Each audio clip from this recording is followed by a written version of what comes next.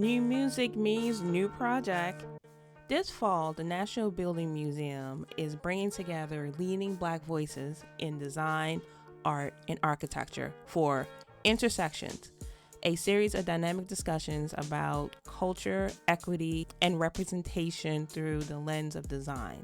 Launching September 16th and running through December 14th, Intersections engages nationally recognized Black architects, designers, and artists in conversations focused on social justice in the built environment.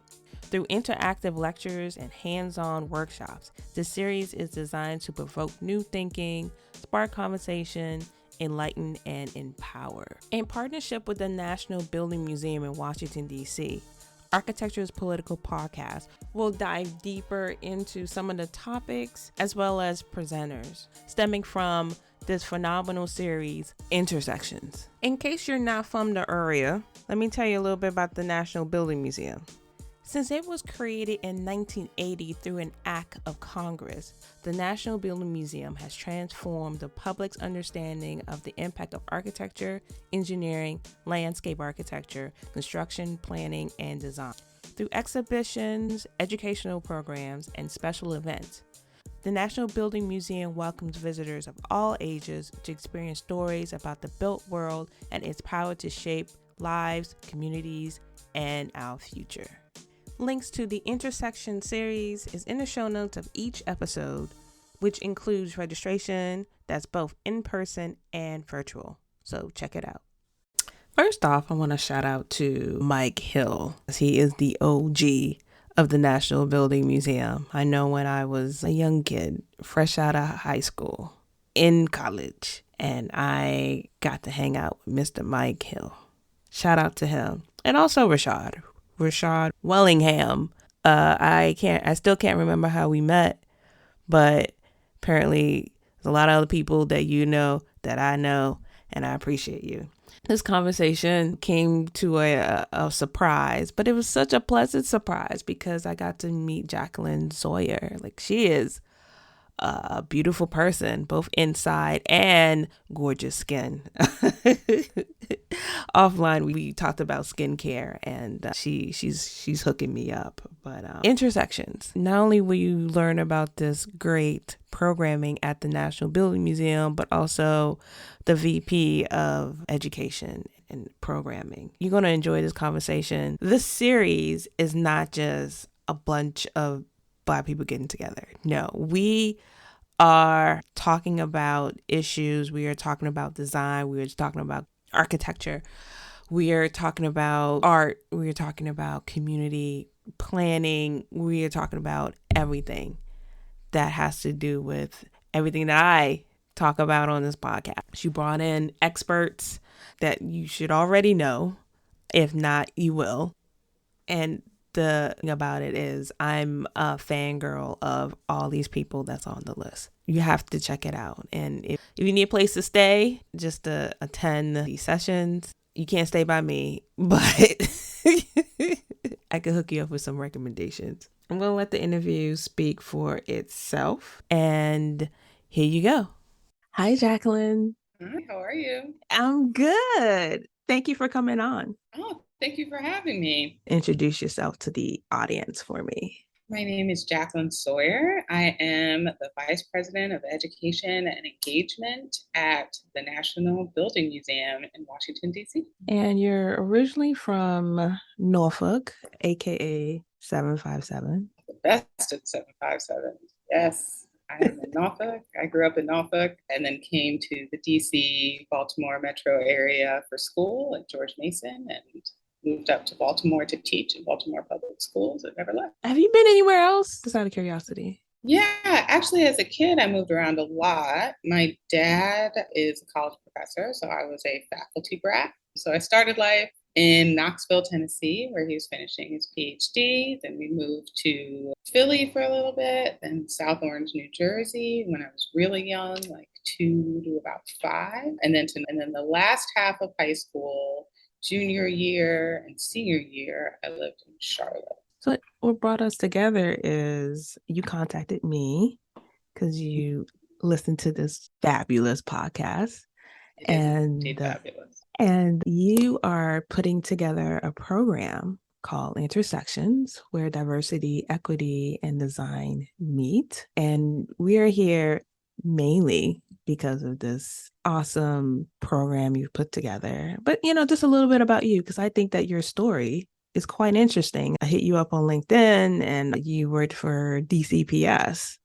Mm-hmm. How was that like as a product of DCPS? Yeah. How was that? It was interesting. So I was a master educator. So we were the tip of the spear, as it were, for the impact system. We did all of the impact evaluations for teachers. And so I had 100 teachers across all 8 boards, and I did 4 evaluations across the year of all of those teachers. And I think the interesting part was that it gave me a really macro view of the school system, not so much just my school as if I was a teacher or kind of my line of schools, but really a good view of everything. So that was super interesting and super affirming too, because I think, when people talk about urban schools, just generally it's not necessarily positive all the time. But in that job, I really saw so many excellent teachers really honing their craft and really working with their students. And it really just brought home to me why education was so important to me and showed me that I had an army of colleagues out there doing really excellent work. Your background is in education, correct? So it's in design and education. My undergrad is in urban planning. Shout out to George Mason. And my graduate degree is in curriculum and instruction with a focus in teacher training from Johns Hopkins. So I have somehow found the only job that I was actually trained to do for building museums. Urban planning. Why urban planning? And how did you get from urban planning to education? What was the What mindset? was the trajectory? Right. So urban planning, when I was a kid, I loved history and really liked the story of why things are the way that they are. And moving around a lot, I lived in a lot of different type of environments, very urban, suburban, exo-urban to a certain extent.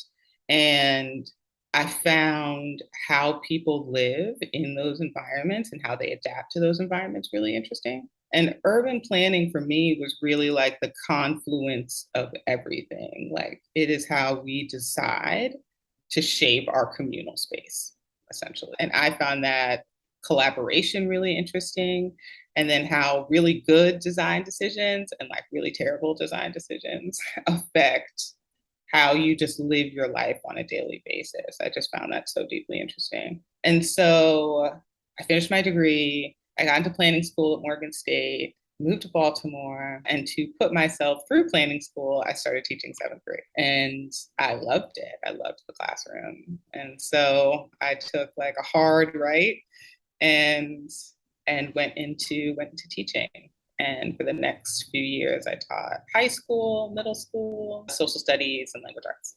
High school, middle school, teenagers. Yeah, teenagers. It's interesting. They're a little scary, but fun, especially when you're teaching things that are related to them. And so I think that was the cool thing about having a planning background, because we could talk about the civil rights movement, we could talk about history, and bringing in a design lens to planning decisions that are made that make neighborhoods inherently unequal, or the economic implications of public transportation, for example.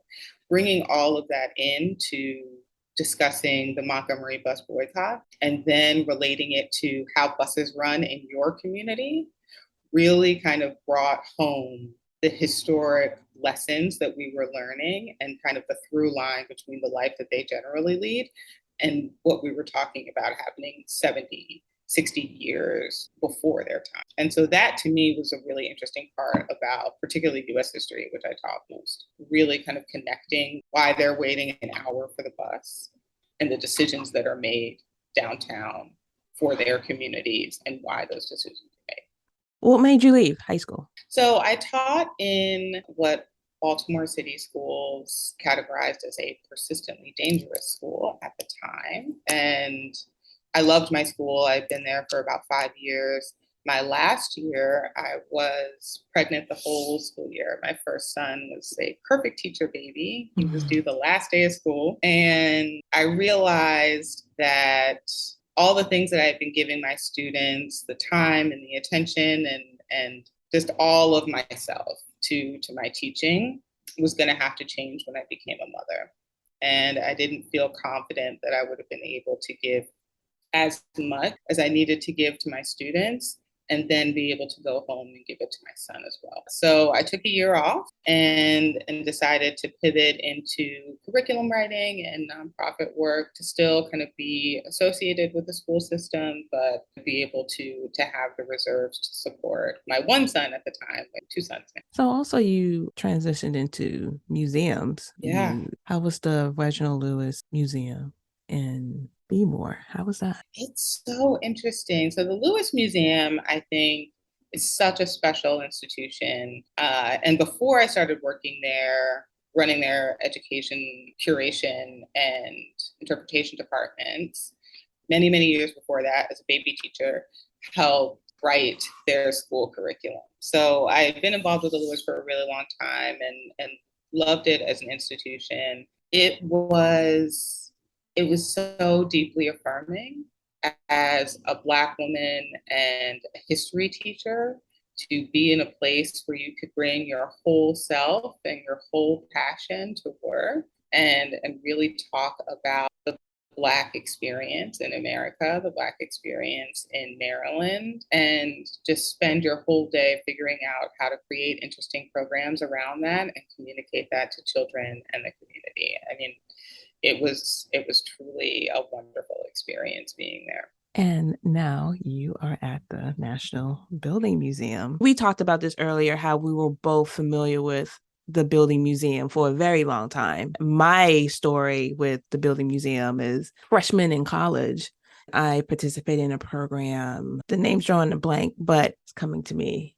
It's related to students during the summer, and you take pictures in neighborhoods. Investigating where we live. Investigating where we live, yes. So I did that. And this was back when we had cameras with film in it. It was and so I even have the sheets. I even have the negatives like floating somewhere. The task was Mount Pleasant. We went down like 16th Street and took photographs. And then we had an exhibit at the Building Museum. It was very exciting. So that was my introduction to the Building Museum. And then after that, I participated in other volunteer activities. It was one where we ended up making chairs with the kids. The design apprenticeship program. Yes. So we did that. And then through programming in general, like you guys had like star-studded architects and designers presenting. But again, what makes this unique is that Intersections is literally during the fall. So September, October, November, and December, you have Black Excellence. And it's an interactive series too, involving Black voices and in design and art and architecture. And right, I know I'm doing a lot of talking here, but I'm just so excited about it. A couple of people I've interviewed that's going to be on here. So I'm gonna shut up. I'm gonna let you talk more about it. So please go ahead. Yeah, so where to start? I am new to the Building Museum. I started my position in November of 21. And one of the things, as you said, I've been associated with the Building Museum for a long time. In the early or late 90s, my college mentor, Mike Hill, was the director of education at the Building Museum. And so Mike kind of broke out a program that the Building Museum used to do in Shaw, kind of as it was transitioning into its own nonprofit, the Shaw Eco Village. And I worked for Mike at Shaw Eco Village all through college. And so we were very familiar with the Building Museum, did a lot of work with the Building Museum. And so being able to come back to the museum was just super exciting for me. It felt incredibly full circle from a professional perspective and a personal one. And so starting in November, one of the things that was really important to me was that we were diversifying the people that we were working with, the audiences we were gearing our programs to, and the voices that we were amplifying. And so I just kind of shot in the dark to some designers that I just deeply respect, both as people and as practitioners. And they all kind of came back and said, yes, we'll do this. But the scheduling worked out that everyone kind of congregated in the fall. And so in January, as we were looking at our program calendar for 22, we were like, hold up, we are all Black from September through December. Credit to my amazing executive director, Eileen Fuchs. I brought this to her and kind of said to her, like, I want to lean into this and create a program series around this and really kind of directly address the work, perspectives, and voices of Black people in design. There were no questions. She was just like, great, let's do it. And so that's what we're doing. We are going, as she said, for 4 months. We start on September 8th, and our last program is December 14th. We will be doing workshops with the Black Space Collective. We will be welcoming Damar Matthews in September. Mabel Wilson will be with us in September. Amanda Williams is coming in October. Jermaine Barnes will be here in November. And then Corey Henry will be closing us out in December. We'll also be doing some work with the large firm Roundtable and Jonathan Moody in November. So it is just highlighting Harriet Tubman and her incredible contribution to American history and the American landscape in September. So it is just, it's like my dream program series. I'm so excited. And when you told me about this, it also became my dream series as well. Thank you for sharing the dream. I share, we all have a dream and it's coming true. I saw DC's chapter of National Organization of Minority Architects on here. What was that synergy? So this actually does come back to Shotgun Village and Mike Hill.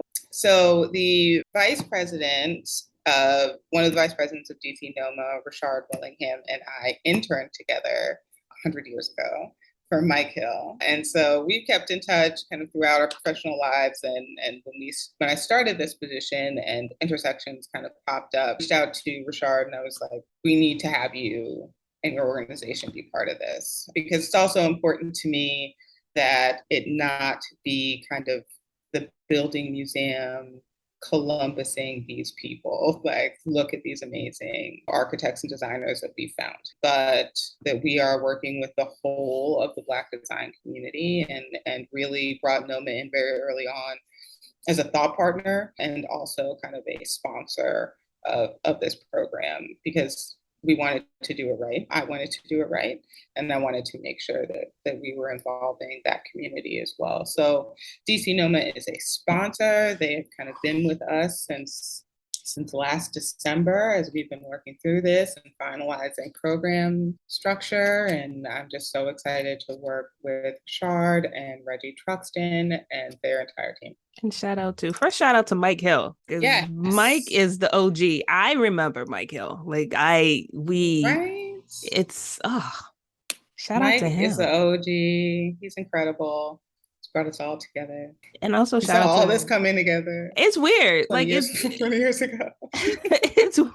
It's just like, it's like the 6 degrees, how we're just connected. And even Rashad and I worked together too, like at a previous firm. And even before that, I knew Rashad. I can't remember how I knew Rashad, but even before we worked together. As a person who never practiced and who is kind of like coming back into the design world after many, many years in education, it's just been incredibly edifying and affirming to really be welcomed by this community and to really just cold call people and say, hey, I have this idea. Can you help me with this? And have them really be open to like having the conversation and being thought partners and connecting me with people that they think would be interested in helping with this. And in fact, that's how kind of Corey Henry came to us. I was having a conversation with Jermaine Barnes and trying to sell him on being in this. And he's like, hey, have you talked to Corey Henry? His work is really amazing. I sent Corey a cold email and he's like, yeah, I want to do it. And so that kind of openness of the Black design community has just really been one of the really special kind of byproducts. And again, like you can leave for like decades and then come back. I'm like, oh hey, how you doing? It's as if you never left. It's amazing. Right? If I had known it was gonna be like that, I would come back sooner. Or later, because the same energy, whether Oh, you true, but not later. I'm so excited that we're going to be able to do this, and people like Jermaine and Amanda are doing such amazing stuff in the last 2 to 3 years, and really being able to kind of hit them on at the point in their trajectory where they are, and to give them an opportunity to talk about their work is so exciting. It's so exciting. and after the show it's the after party. So Right. So, in addition to all these amazing lectures where people will learn so many amazing things, afterwards, we have an opportunity for people to mix, mingle, have some food, have some drinks, and really continue the conversation. And then kind of throughout this period, there'll be 3 workshops with Black Space as well that we are seeing as kind of those breakout sessions where people can really kind of delve into concepts that are coming out of the speaker series. We wanted to make sure that this wasn't passive engagement, right? Like people had the opportunity to learn and to be exposed to these incredible practitioners and the ideas that they're bringing to the table, but also they had an opportunity to talk to one another as a community and also have the opportunity within a facilitated workshop environment to really figure out like, what do these concepts mean for us? And how do I take what I'm learning, the effect that these events have had on me into my own community and into the work that I do with the people who live around me within kind of my built environment. for those who can't attend, will there be any virtual options for them? So 2 of our 3 workshops are virtual, and we will also be streaming the speaker series. So you can attend. We really hope that you can, but if you can't, we're working on making sure that everything is hybrid. Our Harriet Tubman program, I think, is going to be really, really interesting. So this year, the newest national park is a Harriet Tubman Cultural Center in Auburn, New York. It opened in 21. And we're bringing together that cultural center with the cultural center on the Eastern Shore to really talk about the effects that Harriet Tubman has had on the cultural landscape of America, which I'm really excited about because as a social studies teacher, I mean, I think Harriet Tubman is a household name. People kind of generally know her story, but I don't think that we've had conversations about her and historical figures just generally and their effect on like the physical environment. So I'm really excited about that. I think really investigating her kind of trajectory from a slave on the Eastern Shore to someone whose life and legacy shaping the physicality of that place now is super interesting, and what it says about us as a society and how we're evolving in our understanding of the contributions of Black people. Jermaine Barnes' program is going to be interesting. I mean, Jermaine is just super interesting as a person, talking about the work that he's been doing in Rome on his Rome Prize Fellowship. And then we'll also be screening his award-winning short film. So that's going to be interesting as well.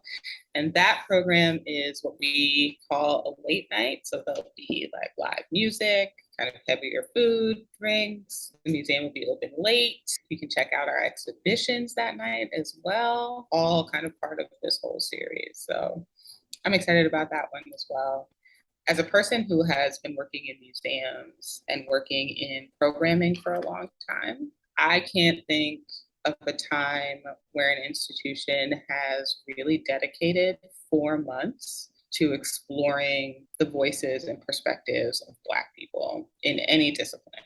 Having such an extended period of time to talk about and celebrate what it means to be Black in design and a designer is, I think, is something super innovative and something I'm just blessed every day to be a part of. How about the large firm roundtable? Yeah, so in February, we worked with Jonathan Moody we have a program called Spotlight on Design, which focuses on excellence in design, and spotlighted Moody Nolan in February, just to kind of talk about the incredible contributions of Jonathan and his father in the firm. And it was such a well-attended, really meaningful program and Intersections was just kind of coming online as that program happened. And so once we kind of finalized everything, I reached out to Jonathan and I said, I don't know what you want to do in this program, but I feel like we can't really do it without Moody Nolan. Like it just doesn't feel right to not have, you or your father or your firm be part of this. So he actually suggested that we do some programming with the Large Firm Roundtable's JEDI committee. So just some background for those who don't know what LFRT is. It is a subcommittee of AIA that covers roughly the top 70 architecture firms in the US. And those firms, give or take a few percentage points, make up about 80% of architecture annual revenue in the US annually. So 30 of those 70 firms got together in 2020 and formed their Justice, Equity, Diversity, and Inclusion Committee with a focus on expanding the number of Black architects in the US and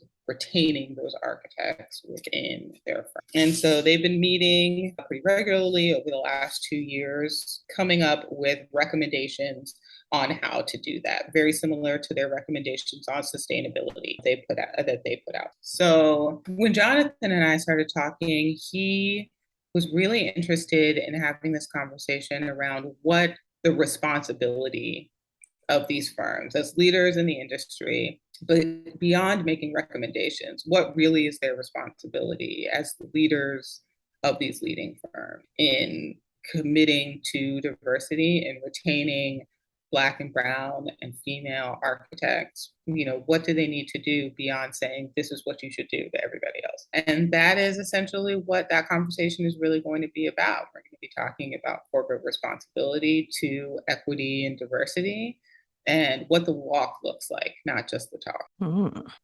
I think I'm gonna attend that one for sure.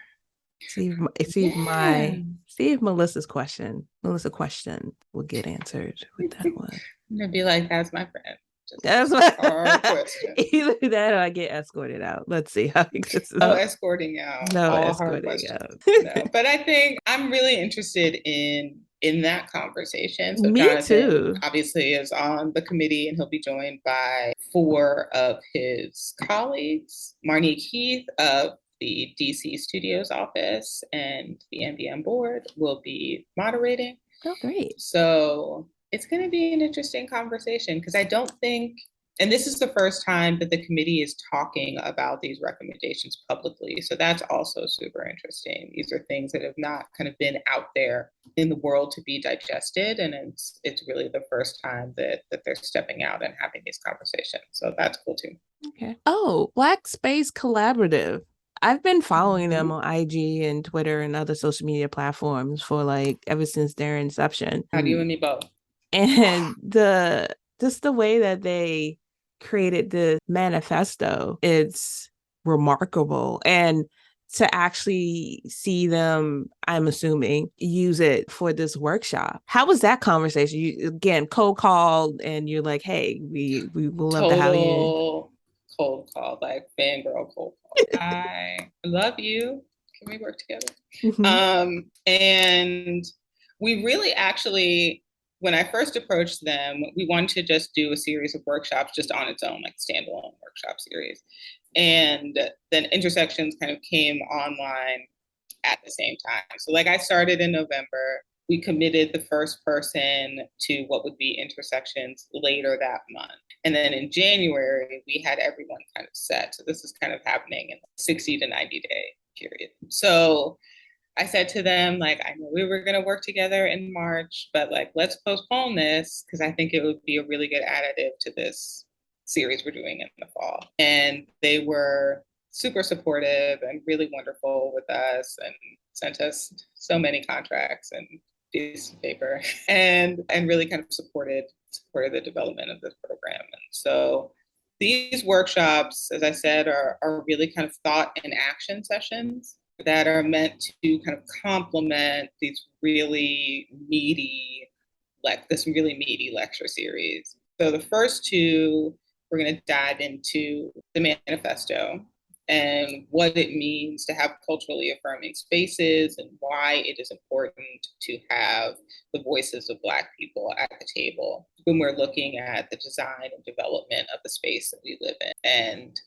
culturally relevant spaces and what that means to the Black or Brown people that live in them. So those two will happen virtually. And then in November, on the 19th, we'll be doing a 3-hour design charrette where we put those principles into practice. And it's not just for design professionals. Anyone who is the design curious, as I like to call them, is welcome to join.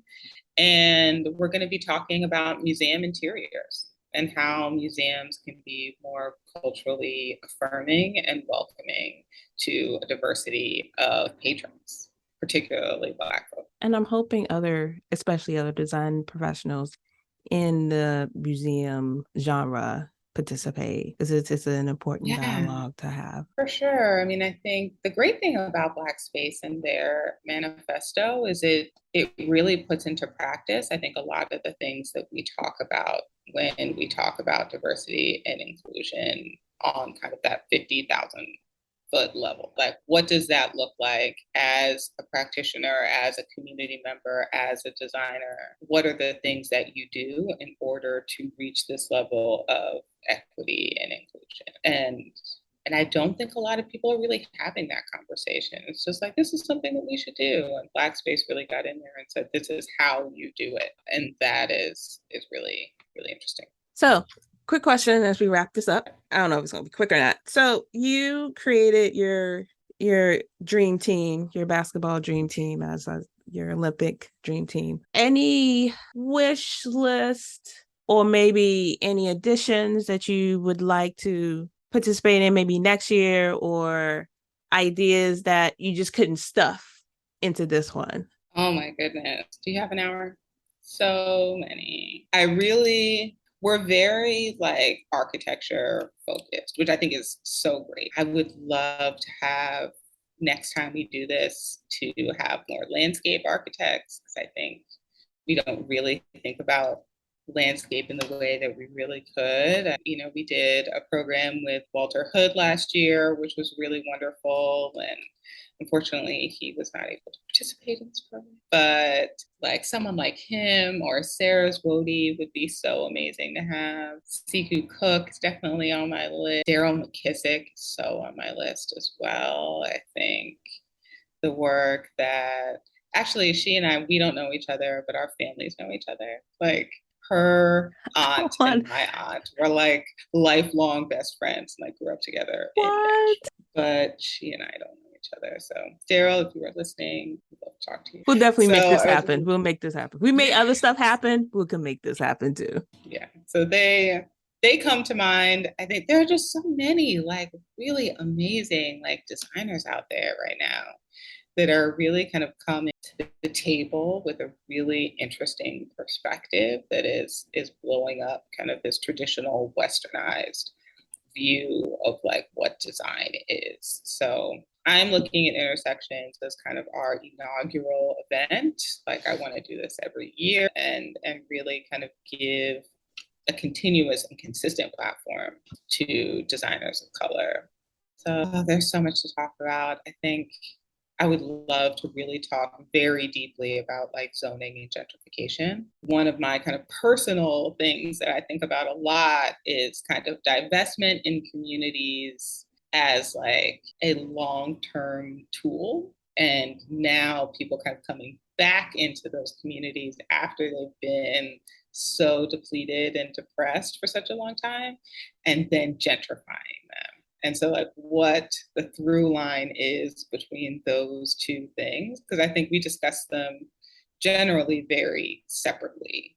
but they're so connected, and how one set the other one up, I think is something that I personally am super interested in and would like to explore programmatically. But I like to say that I take all comers. So if anybody has any ideas that I don't know, please feel free to reach out to me.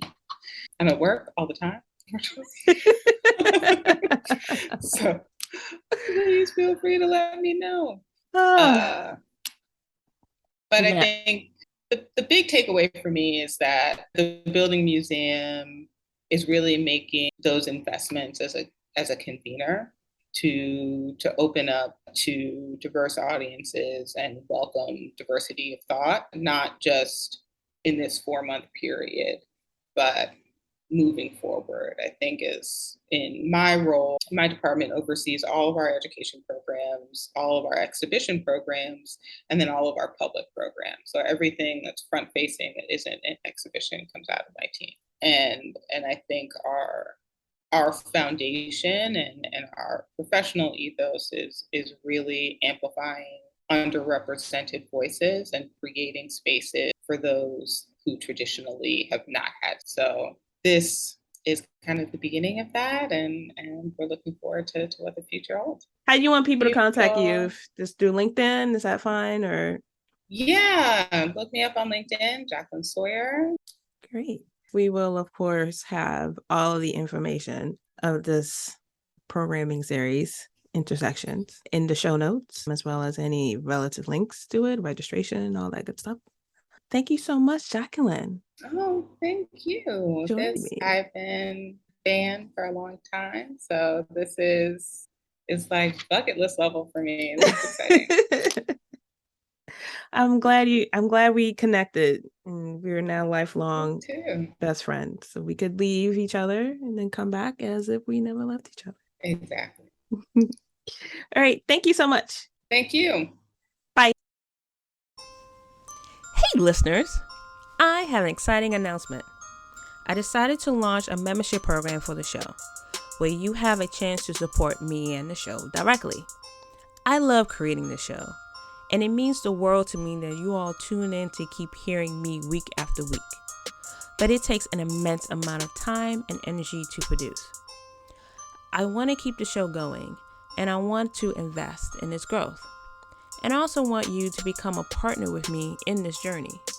That's why I'm excited to give you a chance to officially become a supporter of the show at glow.fm/archispolly, ARCHISPOLLY, or by clicking the link in the show notes. It's quick and easy. It takes less than 30 seconds and just takes clicking a link in the show notes and using Apple or Google Pay. You don't have to create any new logins, and you can contribute as much or as little as you like. If this show is part of your day or week, and you like what I'm doing, then visit glow.fm/archispolly, all one word, and support me and the show in any way you can today.